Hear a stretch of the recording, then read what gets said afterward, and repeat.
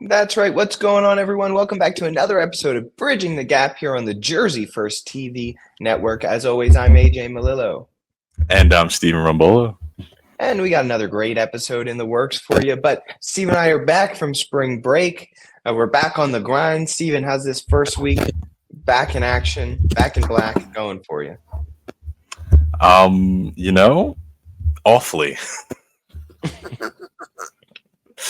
It's it's a drastic change. I went from, enjoying this beautiful state with my great best friends to now remembering what it is I'm here for, what I'm here to do, and just how demanding all that is. That's not to say that I was totally out of the swing of things. But it's just, you know what it is? It's not even school that's got me all pent up right now. It's real life that's got me pent up. Like, I haven't gone and done like a full food shopping. I've got laundry that's sitting that just needs to be folded and put away. And like those little things that, after a 12, 13, sometimes 14-hour day that I'm having, the last thing that I want to do is come home and fold laundry. So I don't, and then it sits there, and it's the cycle that we've all been trapped in. You look at it, you're like, ugh, I'm a slob, and then you don't feel good. And it's just one of those things where until it's done, it's always going to be a nuisance and a bother for me. And so I just need to find free time or create free time to get those little things done. And then the rest will all simply fall into place. But aside from that, just happy to be back in my grind, my routine, hitting all the marks. Absolutely. You know what? That's what the weekend's for. Obviously, you're going to still work on the weekend, but you don't have class on the weekend. So you can actually have some sort of a time to maybe put the clothes away, go food shop and stuff like that. Correct. Right. I understand. Look, I was refreshed and ready to rock coming into the week after our little spring break there and hanging out in this beautiful sunshine state down in Florida. And then literally it's Wednesday that we're recording this and I'm exhausted again. I just want to go to bed all the time. Mm-hmm. But I'll tell you what, that groundhog, he had it right because it is a beautiful out right now. It is like 70 degrees up here. It's supposed to be nice tomorrow again. I think it's supposed to be nice all weekend. So listen, Puxatawny Phil, he knows what he's talking about out here as it's gorgeous out. Hopefully this stays and we don't get one of those late March, winter storms. But if this is how it's going to be the rest of March, sign me up. Yeah, we're all in on Punxsutawney Phil now. I'm all in on Phil. He's a great guy. He's one of the best guys around, that Phil. One of the best guys. One of the best guys. But look, we got some fun stories to talk about today. I think they're interesting and a good time. I would think we would be remiss to note if we didn't have an official presumptive GOP nominee. Now, Donald Trump has officially reached the delegate count to be the presumptive GOP nominee until obviously it's not official until the RNC convention, which will be happening in the summertime. But as of right now, he's officially reached that mark. All of the other competitors have suspended their campaigns. We should be finding out a vice presidential candidate sometime soon, I would imagine. And it looks like it is official. It's what we've already known. It looks like we're going to have Joe Biden versus Donald Trump, Volume 2, Electric Boogaloo, and we'll see what happens, It's really just such a shame that we have to well, let me rephrase that. It's not a shame because this is a system by the people for the people, so we chose this. And I would just hope you know what, let me backtrack that too. I want to say that I'm disappointed. I want to say that I'm let down, but then I'm reminded exactly what the American public does and why we do what we do. And I'm not surprised at all that we are left here with two, in their own rights, independently atrocious choices for the head of state. So listen, man, this is the rematch that nobody asked for, that nobody wanted, but the one that we are all subject to endure. So interesting to see how it'll play out. Joe Biden also has got his delegates, but I'm interested to see what kind of, I don't know, tomfoolery the DNC pulls, because there's been a lot of rhetoric coming out of upper levels, people talking about the 25th Amendment, Kamala Harris making these comments about, well, if I need to, I'm ready. And just think that maybe the Democrats are going to subvert the will of the voters and declare at the convention that Joe Biden's inept to hold office, and they'll just put whoever they want in because that's what they do. I mean, we're pretending like they haven't subverted the will of the voters by not having an actual primary anyway. They denied the primary process from even occurring, even though there were some legitimate people that were trying to run as Democrats against Joe Biden. They didn't even let it happen.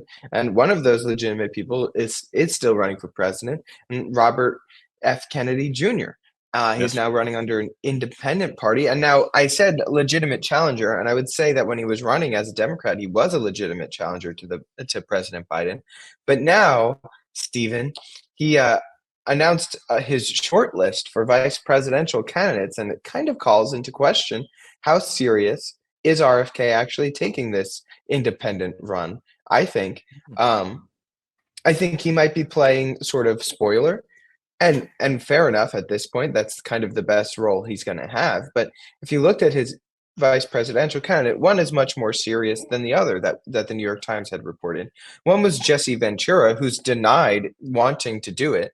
And the other one, a man close and near and dear to both of our hearts, the quarterback of the New York Football Jets, Mr. Aaron Rodgers, on the short list for the vice presidential candidate. Now, I think Aaron Rodgers is a very intelligent man. I think he's a terrific football player. And if I were him, I would not want to leave my illustrious NFL career to be the vice president of the United States, especially if you have a chance to lead a team to the promised land, to the Super Bowl, especially because it's the Jets. Maybe if he was still with the Packers, I might have a different opinion of this, but I would like him to quarterback my Jets.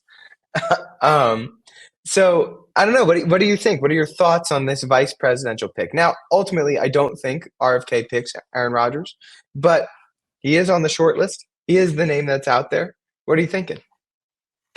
So I'll say this much: I have from New Jersey. I'm a Packers fan. Been a Packers fan. So you develop a weird little community of other people that live outside of Wisconsin that are in your circle that are also Packers fans. So when this news broke, my buddy Travis texted me and he was like, "Hey, did you see that?" And I was like, "Absolutely. I will be there poll day in my Aaron Rodgers jersey. No questions asked." That's how I felt about it. Listen, all jokes aside, I think it makes a lot of sense for RFK just to, even if he's not a serious and legitimate candidate for vice president for Kennedy, I think it makes sense when you listen to the things that Aaron Rodgers talks about, what he believes, the role that he's played in conversations regarding vaccines, COVID, the media, Donald Trump, all of these things that for some reason, pop culture tells us athletes aren't allowed to have opinions on, and they're not allowed to use their platforms to speak about. I don't know why they tell us that. But Aaron Rodgers has been a voice for, I would just say, opposition. He has said things that are contrary to popular narrative. And I think if you look at RFK's entire campaign, that is the essence of what he's campaigning on, is that I'm not going to give you what you've been getting. I am going to break, the contrary and the status quo, and I'm going to defy that. And I have good and legitimate reasons to do so, reasons that he believes benefit the American public. And I tend to agree with a lot of those things. So whether it's a serious pick or not, to me, it makes a lot of sense for RFK Jr. to choose Aaron Rodgers, or at least have him at the top of that list. And if nothing else, it creates buzz. And we have people talking about the Packers legend, and RFK, which I think just bodes well for him and his campaign, because I really do believe, and I would implore everybody listening, if you spend the time and you afford him the same amount of time that you afford, I don't know, your 15 minutes of TikTok at night, just to hear a different perspective, a third party, somebody running in an election with what we know are two generally unpopular candidates, I think RFK Jr. is a legitimate third option. He put out a short video. It was like his version of the State of the Union. Again, I would encourage everybody to watch it. I think the things that he says are really not controversial, and he makes a lot of great points that I think are pretty agreeable across the board. So, like I said, jokes aside, I'm just happy that we have, headlines and a good reason to be talking about the RFK Jr.'s campaign, as if the fact that he's campaigning wasn't good reason enough. This is just more of a reason to get an entirely different conversation going about him and what he stands for. And I believe he has a legitimate shot. Well, look, I would say that a lot of what you said is right. From a campaign strategy like point, it's put you in the news. It puts you in the conversation, and then that's going to lead people to like actually look at, what does this guy think? What does he believe? And you might sway some voters. So from a campaign strategy point, even putting him on the list, brilliant. I agree with you. I think it's smart. I don't think ultimately he picks Aaron Rodgers, and I don't think that Aaron Rodgers really wants the position. I can't see it being something that he wants to do. I think that he wants to play football genuinely. I think that he also knows that him and RFK are friends. They have conversations, and I think he knows that it bodes well for the campaign to have his name circling like that. So ultimately, I would say campaign strategy wise, absolutely, it's smart because it keeps your name in the conversation, and hopefully, like you said, people will listen. People will look and see what RFK has to offer. We do have to remember it doesn't have to be a two-person race. The saying goes, democracy is what is something, I forget the actual direct words, but something along the lines of like, democracy is for the people, and the people will get what they want, good and hard. Like, you're gonna get what you want. You vote for it, and so if you vote for it, you're gonna get it. 4 years ago, we got Joe Biden. We saw what happened. 8 years ago, we voted for Donald Trump. We saw what happened. If you didn't like either of those options, vote for somebody else, and you have another option to vote for. And as soon as we as a population can get over this hump of like, the third party candidate doesn't matter, it's a throwaway vote. Well, yeah, if everybody thinks it's a throwaway vote, not enough people are going to vote for that candidate, and they're not going to win. But if you get rid of this like idea that it has to be a Republican or a Democrat, and you say, hold on, we'll just, as it doesn't matter if they're a Republican or a Democrat, I'm going to vote for who I think is best for the position, then maybe a third party candidate can actually have a chance at the position of presidency.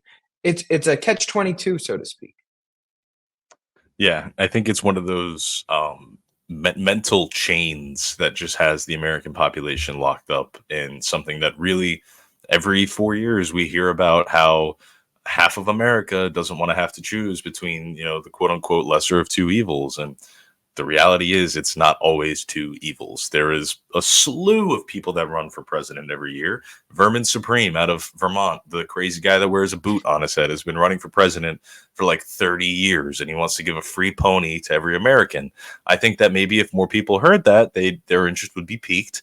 Granted, they see the guy with the boot on his head and maybe they realize this isn't for them. But point is, just being more involved in the decision-making process, in the process that leads up to a general election. The general election starts way before November that year. It starts way before even that election year begins.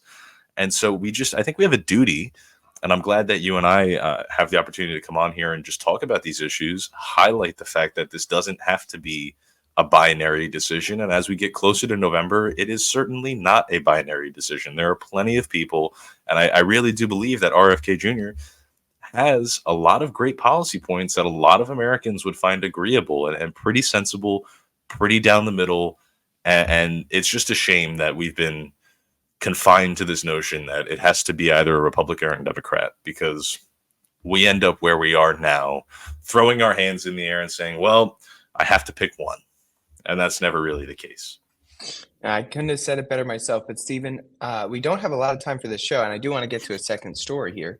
So the second story is coming out of Capitol Hill, which the House has officially passed a bill that might lead to banning TikTok in the United States. Essentially, this bill would force ByteDance, which is the Chinese internet company, to sell the popular social media app of TikTok, at least in the United States.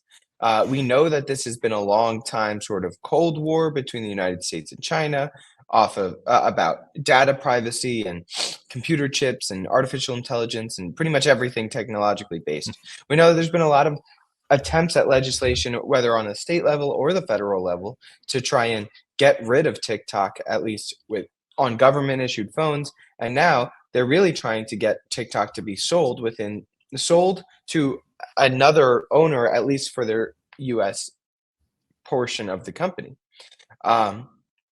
So basically, this was a bipartisan bill. It passed by a vote of 352 to 65, and um, obviously TikTok and ByteDance basically say that the concerns that the House have, which it would be that privacy, that data and the privacy of the U.S. nationals that are on the app are being used by the Chinese government, being given to the Chinese government for their to access Americans' information, is unfounded.